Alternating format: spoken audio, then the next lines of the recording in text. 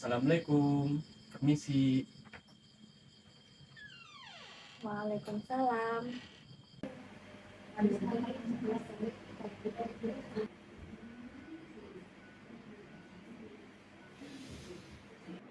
Kalau boleh tahu namanya siapa ya Mas? Perkenalkan, nama saya Kristal, sebut saja Ita.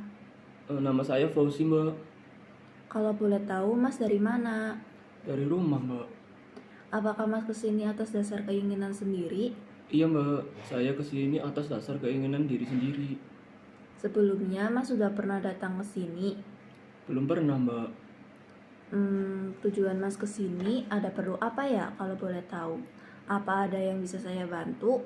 Gini, Mbak. Sebenarnya saya ingin menceritakan masalah yang sedang saya alami. Tapi, apakah Mbak bisa menjaga kerahasiaan masalah ini?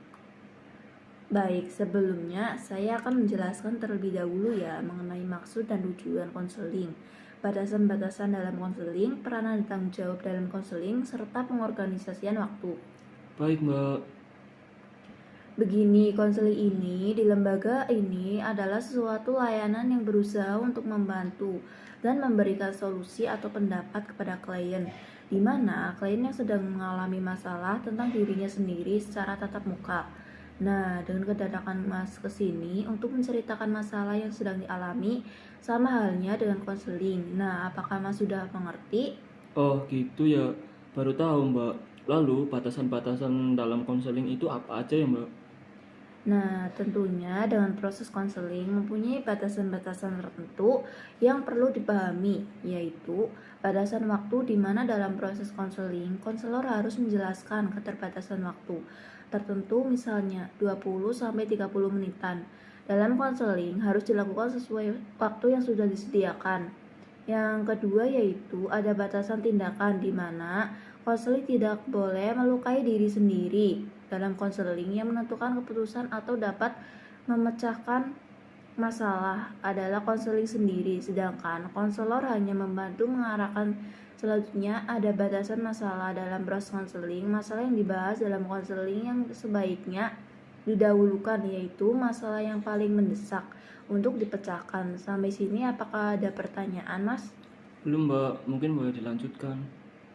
Baik, kalau begitu apakah Mas sudah pernah dengar dengan peran dan tanggung jawab dalam konseling? Belum pernah, Mbak. Nah, jadi peran saya di sini sebagai konselor yang berusaha membantu Mas untuk menemukan jalan keluar atas masalah yang sedang Mas hadapi. Lalu, Mas sendiri sebagai konseli sebaiknya aktif dalam mengemukakan masalah dan latar belakang masalah serta mengkaji berbagai kemungkinan jalan keluar ya. Nah, lalu resiko yang terjadi dalam proses konseling itu, konselor harus menanggung semua yang terjadi pada klien. Ketika klien merasa kurang puas, merasa kurang dalam proses konseling, konselor harus bertanggung jawab, termasuk kerahasiaan dalam konseling. Konselor akan menjaga dengan baik tentang masalah yang dialami klien karena konseling ini mempunyai beberapa kode etik konseling. Salah satunya adalah azas kerahasiaan, di mana azas ini yang harus terjaga, jadi jangan ragu untuk mengemukakan masalah Mas tanpa perlu takut akan diketahui orang lain. Saya akan berusaha aktif dalam konseling ini. Syukurlah kalau begitu, Mbak. Saya sudah paham dengan semua yang dijelaskan, Mbak. Sampai sini saya menjadi lebih yakin untuk melaksanakan proses konseling ini. Syukurlah kalau begitu. Apakah Mas sudah siap untuk melaksanakan proses konseling ini? Insya Allah sudah siap, Mbak. Baik, sebelumnya saya minta untuk identitas Mas. Apakah boleh diceritakan? Boleh, Mbak. Nama saya Fauzi. Usia saya 22 tahun. Pendidikan saya saat ini mahasiswa. Saya kuliah di Universitas Wijaya Kusuma. Alamat saya di Cilongok. Saya pernah bekerja namun telah berhenti. Sekarang saya tinggal bersama mbah dan adik saya. Baik, terima kasih. Mas menemui saya dalam masalah apa ya?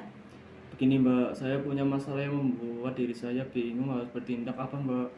Lalu apa masalahnya? Sebenarnya saya pernah kuliah sampai semester 2, Mbak. Saya berhenti untuk tidak melanjutkan kuliah. Saya bingung karena keluarga saya mengetahui saya masih melanjutkan kuliah. Saya terpaksa dengan berbohong kepada keluarga saya. Saya takut kalau nantinya keluarga saya mengetahui saya sudah keluar dari perkuliahan saya, Mbak. Baik, terima kasih. Lalu apa harapan Mas setelah melakukan konseling ini?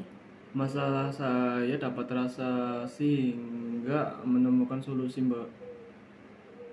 Baik, konseling ini membutuhkan waktu 1 kali ya, pertemuan dengan durasi 20-30 menitan. Bagaimana Mas setuju? Iya, Mbak, saya setuju. Baiklah, kita mulai konselingnya ya. Coba ceritakan masalah apa yang sedang Mas alami saat ini. Begini, Mbak, saya bingung harus bertindak bagaimana sekarang. Kalau boleh tahu, bingung kenapa?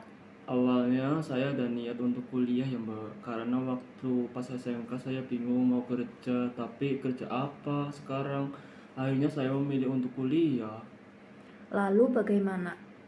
Tetapi seiring berjalannya waktu, saya merasa berhenti di tengah jalan karena jurusan yang saya ambil merasa tidak sesuai dengan passion saya. Memangnya kamu mengambil jurusan apa? Teknik elektro, Mbak. Oh, lalu alasan kamu memilih jurusan itu karena apa? Saya memilih jurusan itu karena ya saya pas SMK juga mengambil jurusan teknik listrik. Ya, jadi saya kuliah ya harus mengambil teknik elektro karena menurut saya elektro itu menantang dan sesuai passion dengan saya. Lalu bagaimana?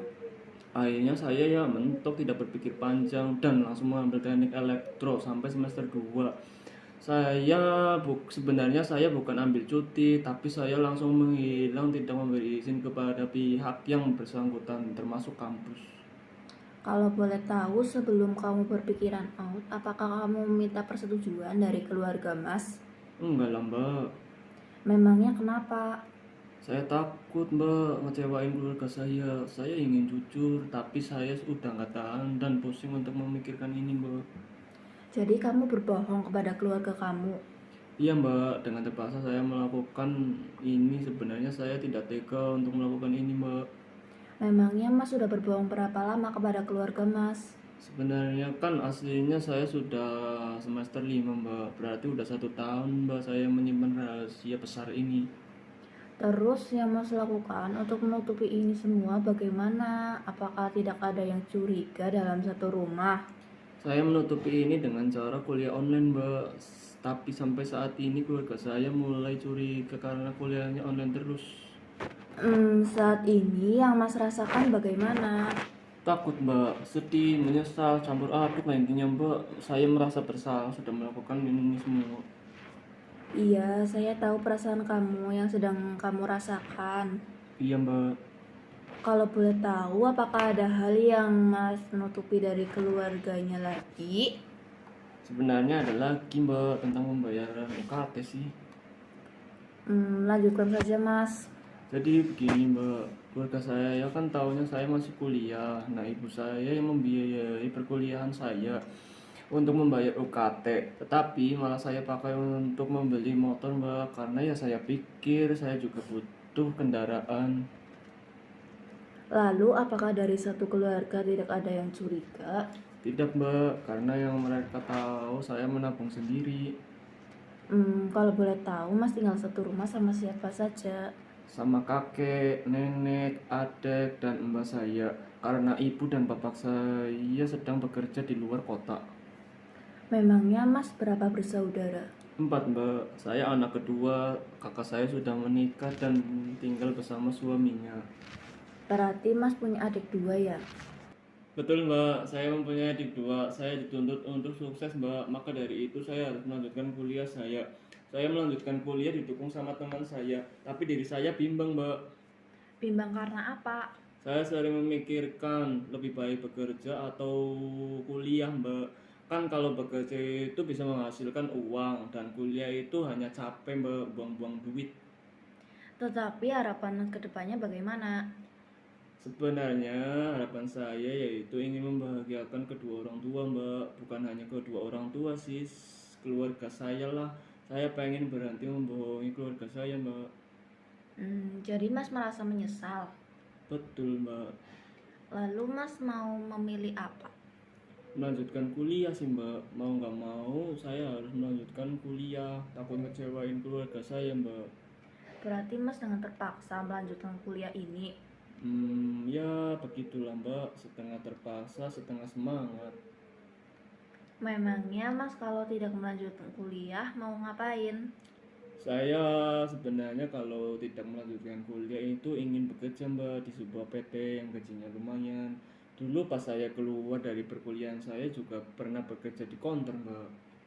Apakah orang tua kamu dan keluarga kamu mengetahui? Sebenarnya mengetahui Mbak, tetapi dikira saya kerja part-time sambil kuliah. Apa kamu sudah memikirkan nanti kalau tidak melanjutkan kuliah terus kerja? Sepertinya saya terlalu takut kalau orang tua saya dan keluarga saya mengetahui saya tidak melanjutkan kuliah, Mbak. Makanya saya memilih untuk melanjutkan dengan keadaan terpaksa. Apakah sudah yakin dengan pilihan saat ini? Iya, Mbak, insya Allah sudah.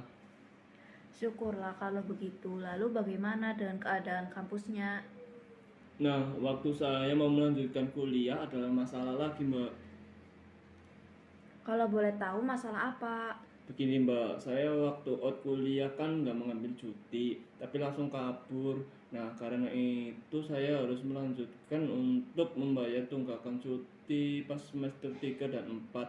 Di mana waktu itu saya tambah pusing memikirkan itu karena saya bingung harus ngomong apa ke ibu saya karena uang UKT-nya udah nggak ada. Lalu bagaimana? Saya mengurusnya ke dosen akademik saya untuk meminta keringanan Mbak, tetapi tidak diperbolehkan karena itu udah kewajibannya untuk membayar tunggakan segitu besarnya. Terus apa yang kamu lakukan? Saya terpaksa berbohong lagi ke ibu saya Mbak. Saya berbohong untuk membayar kebutuhan lain padahal untuk membayar tunggakan sebesar itu. Baik, apakah Mas merasa bersalah dengan apa yang Mas lakukan? Iya Mbak, saya nggak tahu harus bagaimana lagi. Kalau boleh tahu, apakah teman-teman di kampus juga mendukung untuk kuliah lagi? Alhamdulillah teman-teman saya mendukung saya untuk kuliah lagi Mbak. Baiklah, kalau begitu pilihan Mas sudah termasuk yang terbaik untuk menebus kesalahan-kesalahan yang sudah dilalui. Iya Mbak, berkat ibu saya membiayai saya dan teman-teman saya yang mendukung saya mempunyai kemauan lagi untuk melanjutkan kuliah walaupun sudah terpaksa membohongi keluarga saya karena ulah saya sendiri. Lalu, apa keinginan Mas untuk melanjutkan kuliah lagi? Saya sih berniat untuk mengikuti organisasi kampus yaitu himpunan mahasiswa jurusan Mbak. Saya pengen aktif dalam berorganisasi dan saya berjanji ke diri sendiri untuk rajin berkuliah lagi. Bagus sekali, Mas sudah merumuskan tujuan untuk mengatasi masalah Mas. Baik Mbak, terima kasih. Bagaimana menurut Mas dan bagaimana perasaan Mas sekarang? Mantap Mbak, saya sangat senang. Rupanya waktu kita sudah hampir habis ya. Betul Mbak. Nah, untuk memanfaatkan waktu, saya ingin Mas mengungkapkan kembali pokok-pokok hasil pembicaraan kita. Saya harus rajin kuliah dan aktif dalam berorganisasi dan saya tidak berniat untuk berbohong kembali dan saya harus semangat untuk kuliah supaya bisa lulus dengan cepat serta bisa bekerja dengan mudah untuk membiayai adik saya Mbak. Bagus, rupanya Mas sudah paham bagaimana perasaan kamu sekarang. Alhamdulillah Mbak, saya merasa lega. Baiklah kalau begitu, kalau ada masalah lagi jangan sungkan-sungkan datang ke sini ya. Saya siap membantu. Baik Mbak, terima kasih. Saya jamin saya akan menjaga kerahasiaan ini dan saya senang Anda telah menemukan kekuatan untuk melakukan langkah-langkah tindakan. Dengan demikian, Anda dapat mengambil kesempatan yang lebih baik dalam hidup Anda. Baik, kalau begitu Mbak, saya pulang dulu. Iya Mas, hati-hati berjalan.